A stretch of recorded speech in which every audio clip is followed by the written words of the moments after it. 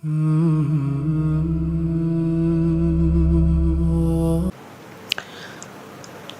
محرم عاشورہ کا دن آنے والا ہے. اس حوالے سے آج بہت اہم باتیں کرنے کا ارادہ تھا.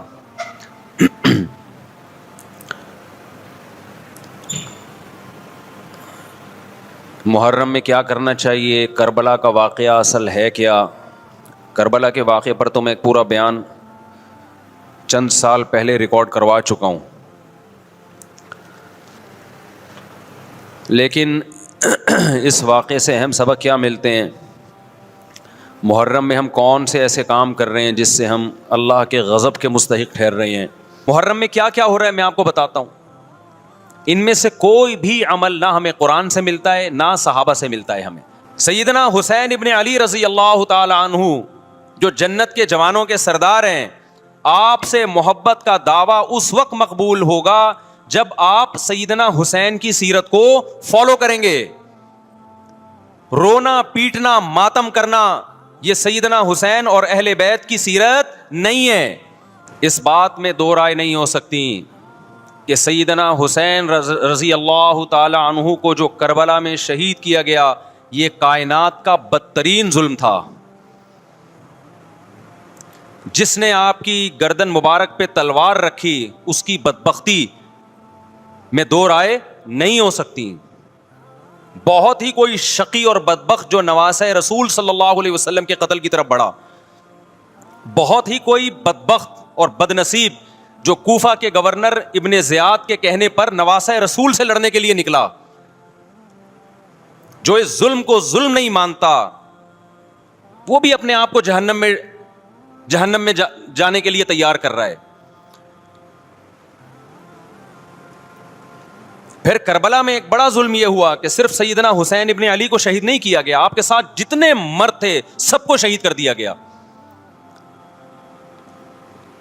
لیکن ہمیں پیغمبر صلی اللہ علیہ وسلم اور صحابہ کی سیرت میں کیا ملتا ہے؟ میں ایک آیت سے آپ کو سمجھاتا ہوں.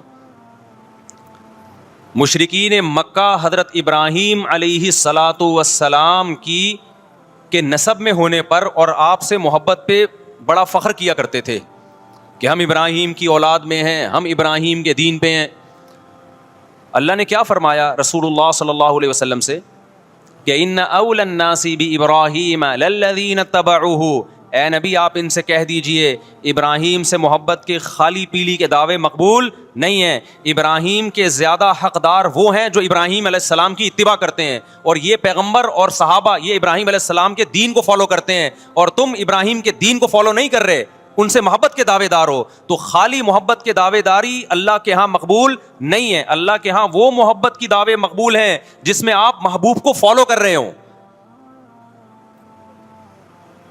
سیدنا حسین ابن علی رضی اللہ تعالی عنہ جو جنت کے جوانوں کے سردار ہیں، آپ سے محبت کا دعویٰ اس وقت مقبول ہوگا جب آپ سیدنا حسین کی سیرت کو فالو کریں گے.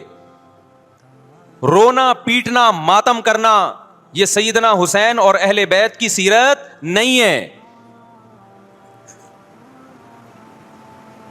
صبر کرنا، ظالم کے سامنے ڈٹ جانا، جان کے خوف سے اپنی پالیسیوں سے پیچھے نہ ہٹنا، یہ سیدنا حسین ابن علی رضی اللہ عنہ کی سیرت ہے جو آج ہمیں کہیں بھی نظر نہیں آتی. تو ہم نے بھائی دیکھنا ہے صحابہ کا طرز عمل کیا تھا. آپ بتاؤ صحابہ کو سیدنا حسین سے محبت تھی یا نہیں تھی؟ کیا غم کا پہاڑ ٹوٹا ہوگا جب اطلاع ملی ہوگی کہ سیدنا حسین ابن علی اور آپ کے اصحاب اور اہل بیت کو سب کو کربلا میں شہید کر دیا گیا ہے. کیا قیامت گزری ہوگی. کوفہ سے ایک شخص آیا نا عبداللہ بن عمر سے پوچھنے لگا جو مارنے پر دم کا مسئلہ. انہوں نے فرمایا تم نے پیغمبر کے نواسے کو قتل کر دیا اور مسئلہ یہ پوچھ رہے ہو کہ جو مارنے پر دم آئے گا کہ نہیں آئے گا. ایک طرف تم نے پیغمبر کے نواسے کو قتل کر دیا کربلا میں، اور اب ہم سے آ کے مسئلہ پوچھتے ہو جو مارنا جائز ہے یا نہیں ہے. صحابہ کے ہاں یہ غم کم غم نہیں تھا. دیکھو حضرت معاویہ رضی اللہ تعالی عنہ کے ہاتھ پہ بھی حضرت حسین نے بیعت نہیں کی، لیکن بغاوت بھی نہیں کی. کیوں؟ بغاوت سے فتنے کا اندیشہ تھا. حضرت حسن جو حضرت حسین کے بڑے بھائی تھے، انہوں نے سیدنا معاویہ رضی اللہ تعالی عنہ کے ہاتھ پہ بیعت کی اور اس اختلاف کو ہمیشہ کے لیے اپنی کوشش کے مطابق ہمیشہ کے لیے ختم کر دیا.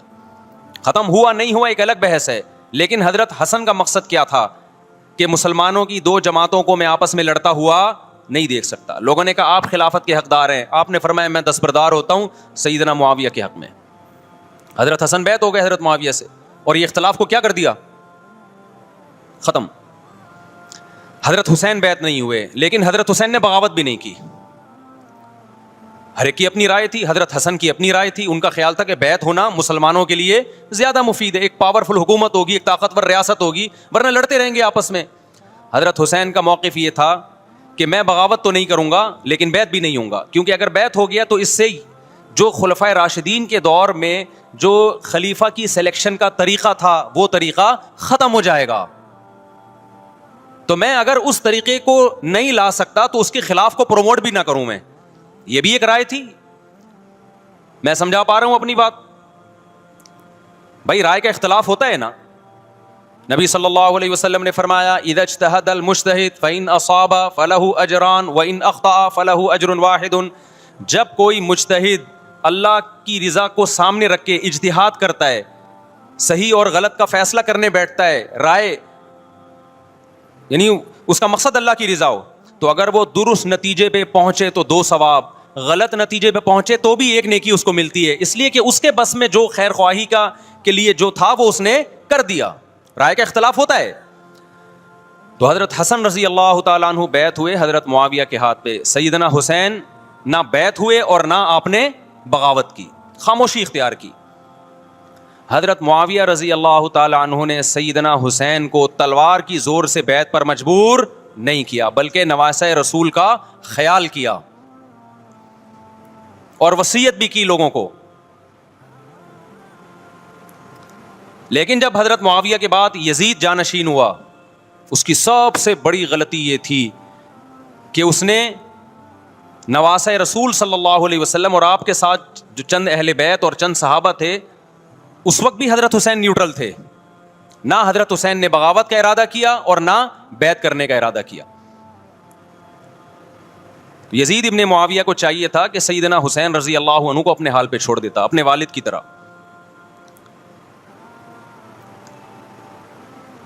حضرت حسین رضی اللہ تعالیٰ عنہ کو جب کوفہ سے خطوط آئے, یہ میں وضاحت اس لیے کر رہا ہوں کہ حضرت حسین بغاوت کے لیے نہیں نکلے تھے, اس مسلمان حاکم کے خلاف بغاوت کے لیے نہیں نکلے تھے, کیونکہ رسول اللہ صلی اللہ علیہ وسلم کی بہت ساری صحیح حدیث ہے اس بارے میں کہ جو باغی ہے, جو ریاست کے خلاف بغاوت کرتا ہے, اس کو نبی صلی اللہ علیہ وسلم نے اس عمل کو پسند نہیں کیا.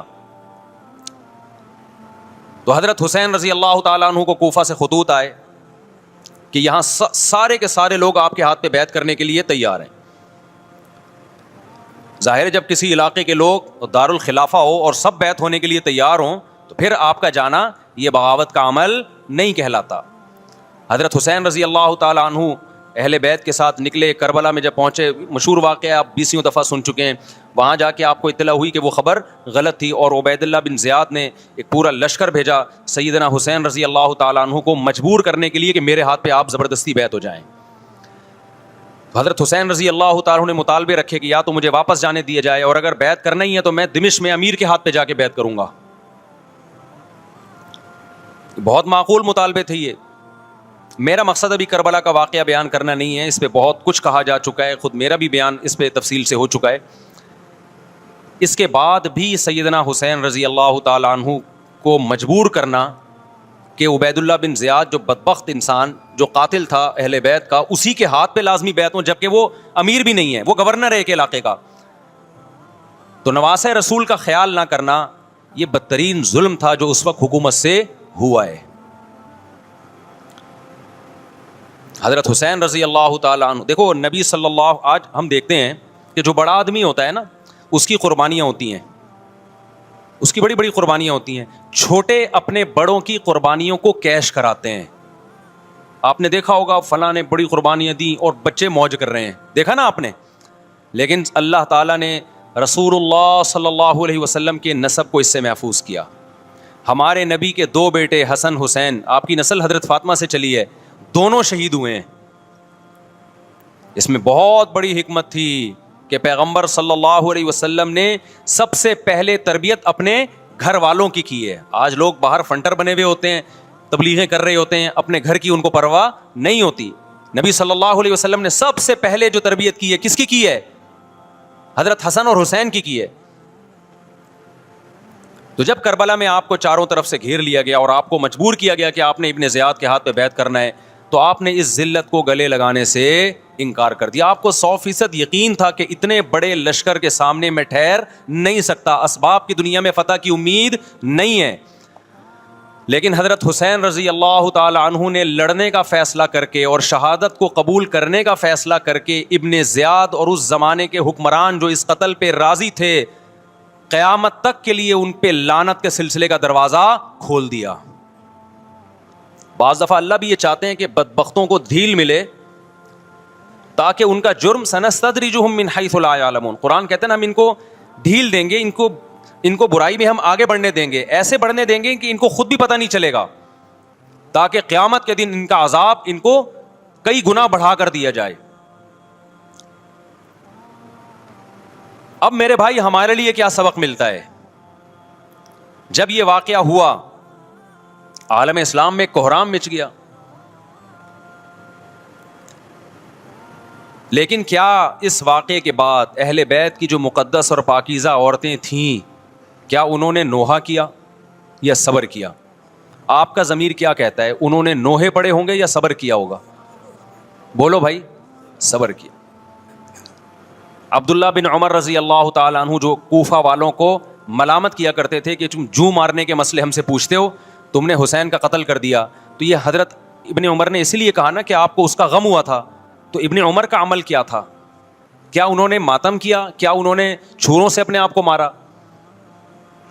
حضرت حسین کا قتل بھی ظالمانہ, اور اس سے پہلے سیدنا عثمان کا قتل بھی ظالمانہ.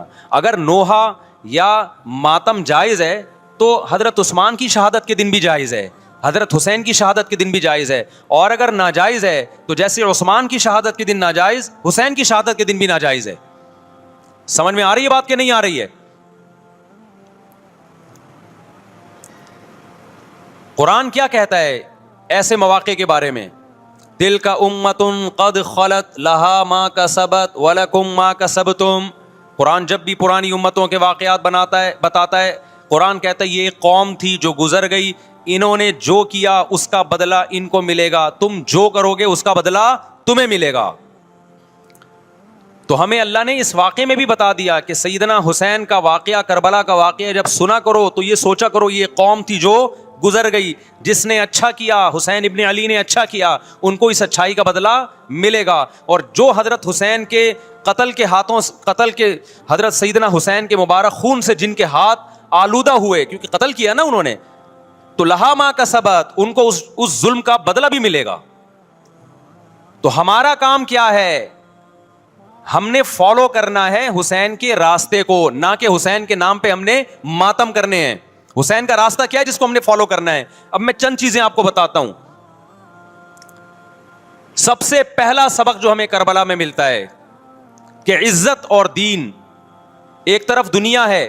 دیکھو اگر حضرت حسین رضی اللہ تعالیٰ عنہ ابن زیاد کے ہاتھ پہ جا کے بیعت ہو جاتے, آپ کیا سمجھتے ہو بے تحاشا مال و دولت حضرت حسین پہ خرچ نہیں کرتا کیا وہ؟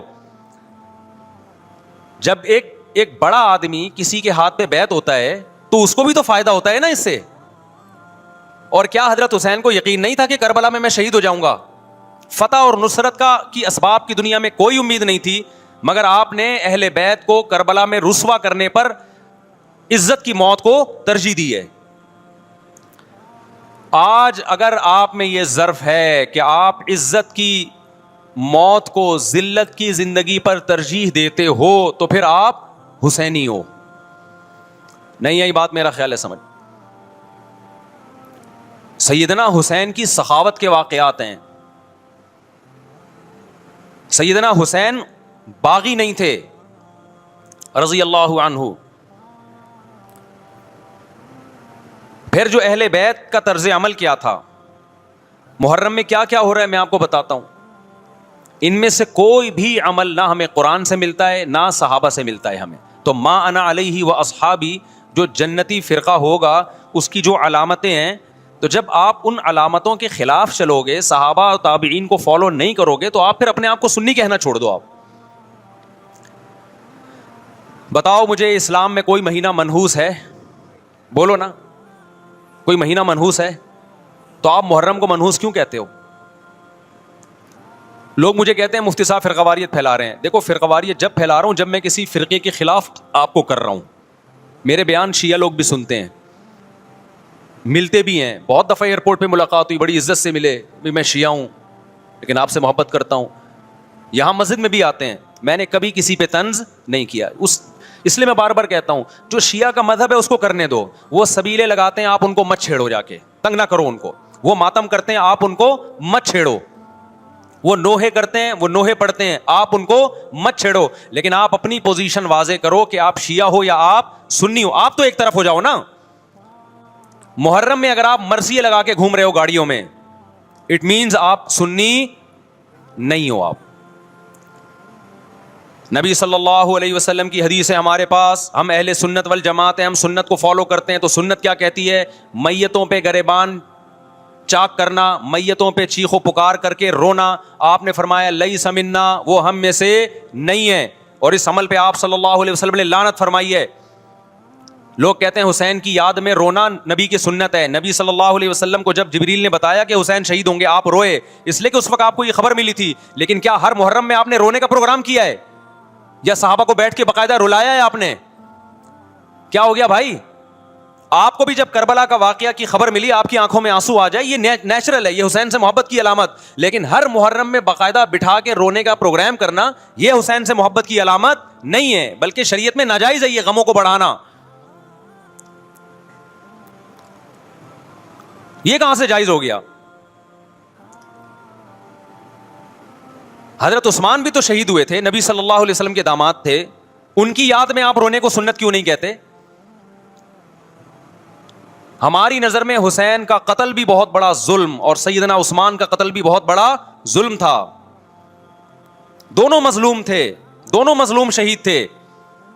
ہمیں دونوں کی شہادت پہ غم ہے، لیکن اب اس غم کو مناتے نہیں ہیں. اسلام میں غم منانا سنت نہیں ہے.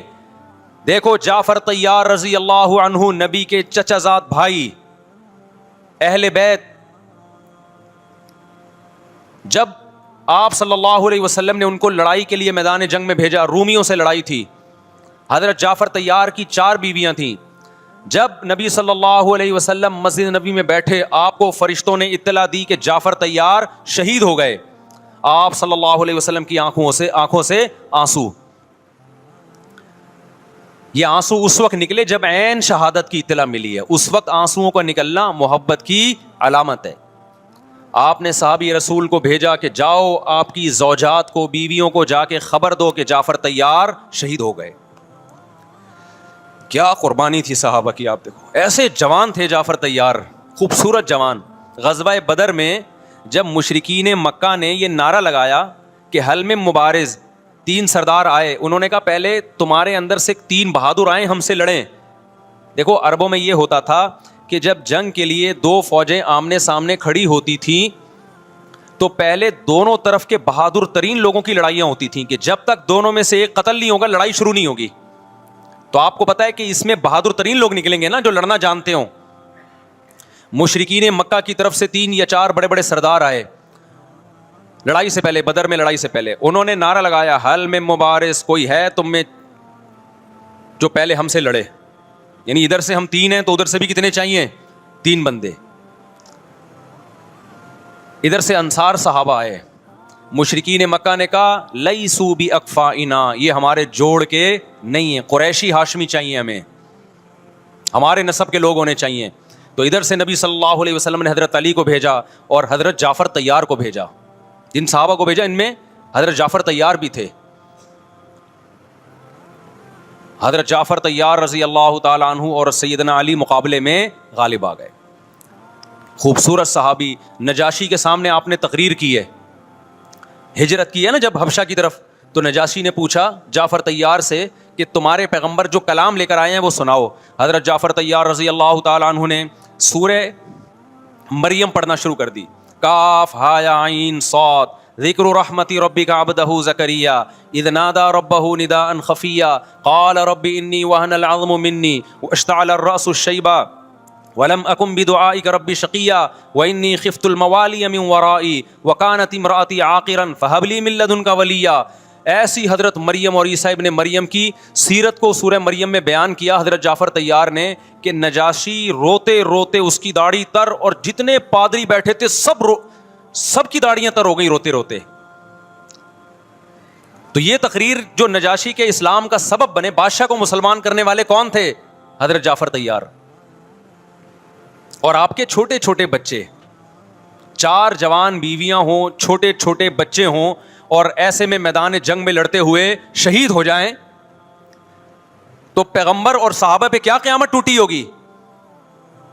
لیکن ہمارے نبی صلی اللہ علیہ وسلم کی آنکھوں سے کیا تھے؟ صرف آنسو موتی کی طرح ٹپک رہے تھے.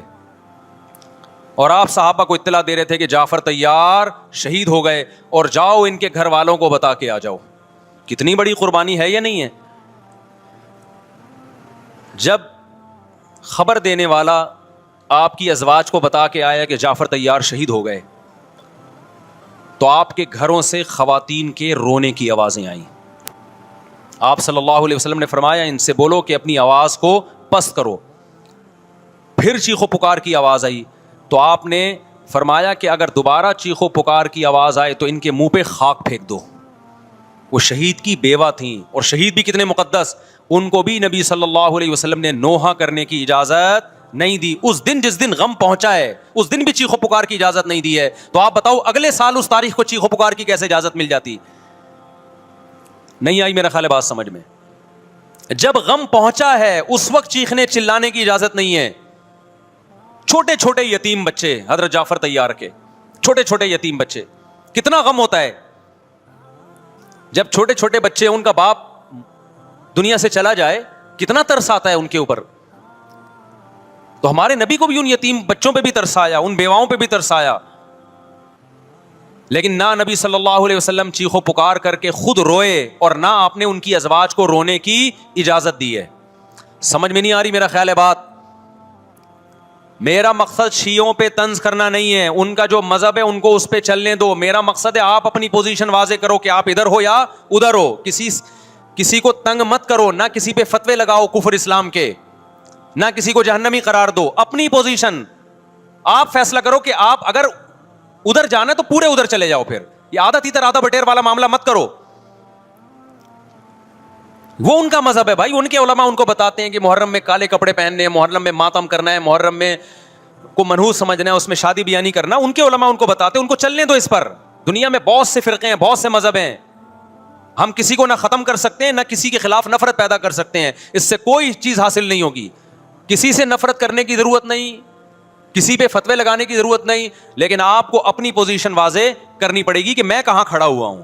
اگر آپ سنی ہو تو پھر اہل سنت والجماعت صحابہ تابعین کو فالو کرتے ہیں, حدیث کو فالو کرتے ہیں, اور حدیث میں ہمیں ماتم کرنا, نوحہ کرنا, گریبان چاک کرنا اس کی پرمیشن نہیں ہے, بلکہ اس سے روکا گیا ہے, اس عمل کو حرام اور ناجائز قرار دیا گیا ہے. بات آ رہی ہے سمجھ میں؟ باقی جو شیعہ حضرات کرتے ہیں, ہمارے دوست ہیں شیعہ, میں مذاق میں نہیں کہہ رہا, ملتے ہیں ہم سے, میں کبھی ان سے مذہب کے ٹاپک پہ بات نہیں کرتا, نہ ان کو کبھی چھیڑتا ہوں کہ آپ یہ کیوں کر رہے ہو, یہ کیوں نہیں کر رہے. بھائی اس کا مذہب ہے, وہ اس کا فرقہ ہے, جو کرنے دو اس کو, ہم نہیں کرتے, کیونکہ ہم اہل سنت والجماعت میں. سمجھ میں آ رہی ہے بات کہ نہیں آ رہی؟ پھر ربیع الاول کا مہینہ آئے گا, اس میں بھی آپ اپنی پوزیشن واضح کرو کہ آپ ادھر ہو یا ادھر ہو. 2 فرقے ہیں, دیوبندی بریلوی.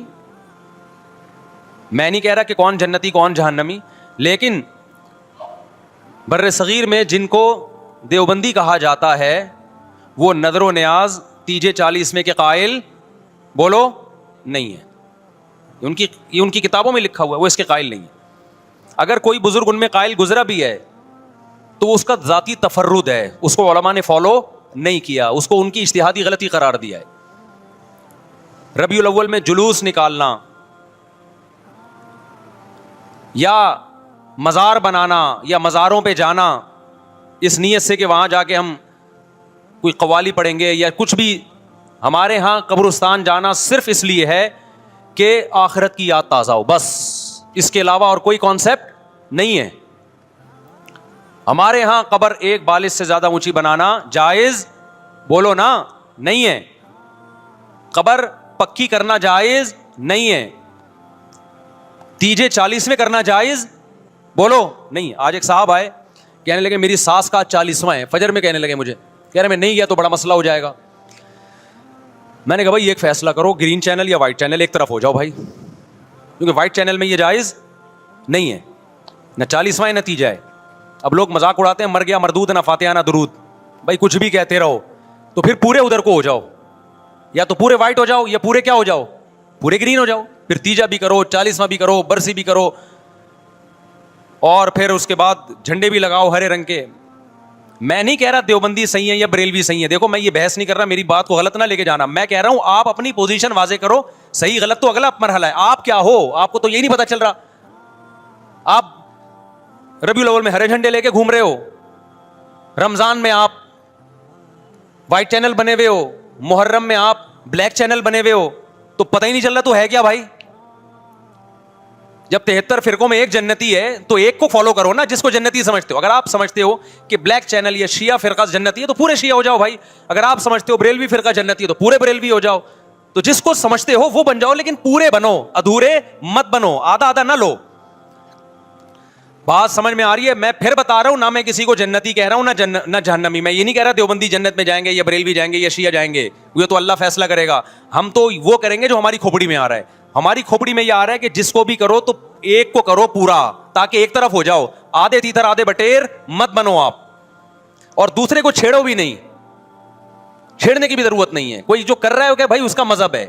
دیکھو ہندو مندر میں جاتا ہے نا، ہماری رائے کے مطابق صحیح کر رہا ہے غلط کر رہا ہے، غلط کر رہا ہے، لیکن ہم چھیڑتے ہیں کیا؟ اسلام نے اجازت دی ہے اس کو چھیڑنے کی کہ ہندو جا رہا ہے اس کو پکڑ کے لا کیوں جا رہا ہے بھائی؟ اسلام بولا بھائی لکم دینکم ولی دین، تمہارے لیے تمہارا دین، ہمارے لیے ہمارا دین. لا اکراہ فی الدین، دین میں زبردستی نہیں ہے، جو کر رہا ہے اس کو کرنے دو. تبھی اسلامی تاریخ میں کوئی ایک مندر بھی ہمارے علم میں نہیں ہے کہ اس میں ہندوؤں پہ پابندی لگی ہو کہ مندر نہیں جا سکتے. جب تک اسلامی حکومتیں رہی ہیں ہندوستان میں 1000 سال مسلمانوں نے حکومت کی ہے. اگر ہندوؤں کو مندر جانے سے روک دیتے تو آج یہ مندر ختم ہوتے. اسلامی حکومت جب ختم ہوئی ہے تو بھی مندر لاکھوں کی تعداد میں مندر تھے. اسلام مسجد جانے کا حکم دیتا ہے یا چرچ جانے کا؟ بولو. مسجد. چرچ جانے کو غلط سمجھتا ہے کیونکہ وہاں غیر اللہ کی عیسیٰ ابن مریم کی عبادت ہو رہی ہے. لیکن کیا اسلام آپ کو پرمیشن دیتا ہے کہ کوئی عیسائی چرچ جا رہا ہو تو آپ اس کو روکو کہ تو کیوں جا رہا ہے بے، مسجد میں آ؟ اجازت دیتا ہے؟ یا اسلام یہ کہتا ہے کہ اس سے بدتمیزی شروع کر دو آپ؟ بولو کیا ہو گیا؟ آپ کو سبق یاد کرا رہا ہوں میں. بدتمیزی شروع کر دو. یا اسلام یہ اجازت دیتا ہے کہ اس سے اچھا سلوک نہ کرو؟ قطعاً اجازت نہیں، بلکہ قرآن تو کہہ رہے ہیں ان اللہ یحب المقسطین، جو غیر مسلم تم سے لڑ نہیں رہے میدان جنگ میں ان سے تمہیں اچھا سلوک کرنا پڑے گا، کیونکہ اللہ اچھا سلوک کرنے والوں کو پسند کرتا ہے. صحابہ کرام غیر مسلموں کو بھی ہدیے دیا کرتے تھے، نبی صلی اللہ علیہ وسلم نے یہودیوں کو بھی ہدیے دیے ہیں. تو جو مذہب اسلام کی طرف منسوب نہیں ہے، جب ہمیں ان سے اچھے سلوک کا حکم ہے، تو جو مذہب اسلام کی طرف منسوب ہیں، قطع نظر اس سے کہ وہ اس دعوے میں سچے ہیں یا جھوٹے، یہ تو بحث ایک الگ ہے، لیکن نسبت کس کی طرف کر رہے ہیں؟ اسلام کی طرف. تو ہمیں ان سے بدتمیزی بدسلوکی کی کہاں سے اجازت ہوگی؟ تو میں نہیں کہہ رہا کہ آپ شیعہ بریلویوں سے دشمنی کرنا شروع کر دو، ان کی دعوتیں اٹینڈ نہ کرو، ان سے کاروبار چھوڑ دو، یا ان کو جا کے تنگ کرو، کیوں سبیل لگا کے بیٹھے ہو، کیوں ماتم کر رہے ہو. یہ کام مت کرو آپ. ہمارا ملک اس فرقہ واریت کا متحمل نہیں ہے، سے فساد پھیلتا ہے. لیکن اپنی پوزیشن آپ واضح کرو. ایک لکیر ہے آپ کھینچ دو. اگر کوئی شخص آپ کے سامنے صحابہ کو برا بھلا کہتا ہے، آپ بولو بھائی یہ میری باؤنڈری کیا ہو رہی ہے، کراس. میرے سامنے آپ کو ان بزرگوں کے خلاف بولنے کی اجازت نہیں ہے جن سے مجھے عقیدت ہے. اگر یہ کام آپ نے کیا تو ہماری اور آپ کی راہیں الگ الگ.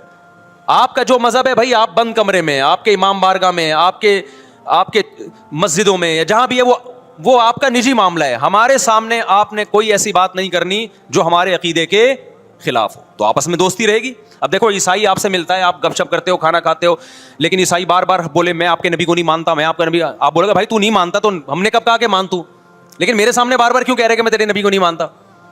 یہاں سے آپ کی اس کی دوستی کیا ہو جائے گی؟ پھر ختم. تو غیر مسلموں کو بھی دو قسمیں، کسی بھی مسلک کے لوگوں سے ملو، کسی بھی فرقے کے لوگوں سے ملو، کوئی جھگڑا نہیں, کوئی بحث نہیں, ایک دوسرے کو کھانا بھی ہے, ایک دوسرے کو کھلانا بھی ہے, ایک دوسرے سے کھانا بھی ہے, ایک دوسرے کی دعوتوں میں بھی شرکت کرنی ہے. جہاں مذہب کا معاملہ آئے تو پھر آپ کسی سے بحث نہ خود کرو نہ کسی کو کرنے کی اجازت دو. اگر کوئی کچھ سیکھنا چاہتا ہے تو آپ بولو بھائی علماء کے پاس آ جاؤ, آپ کو کوئی اشکال ہے تو ہم وہاں آپ کا اشکال حل کر دیں گے. اس سے آگے بڑھنے کی کوشش بولو مت کرو, اس سے ملک میں امن ہوگا. باقی فرقے ہمیشہ سے ہیں بھائی, آج کوئی نئے تھوڑی ہیں, اور یہ ہمارا کام تھوڑی ہے فرقے ختم کرنا. یہ تو عیسیٰ ابن مریم جب نازل ہوں گے, حضرت مہدی آئیں گے, وہ تلوار کی طاقت سے ختم کریں گے, ان کے پاس یہ اتھارٹی ہوگی کہ وہ فرقوں کو ختم کریں. آپ نے یہ کرنا ہے کہ دوسرے کے مسلک کو چھیڑنا نہیں ہے اور اپنا چھوڑنا نہیں ہے. مسئلہ آپ کے ساتھ یہ ہو رہا ہے کہ دوسرے کو چھیڑ بھی رہے ہو اور اپنا چھوڑ بھی رہے ہو, دونوں الٹے کام کر رہے ہو. ایک طرف بحث کر رہے ہوتے تم ایسے, اور دوسری طرف وہی بنے ہوئے ہوتے تھوڑے دنوں میں جا کے.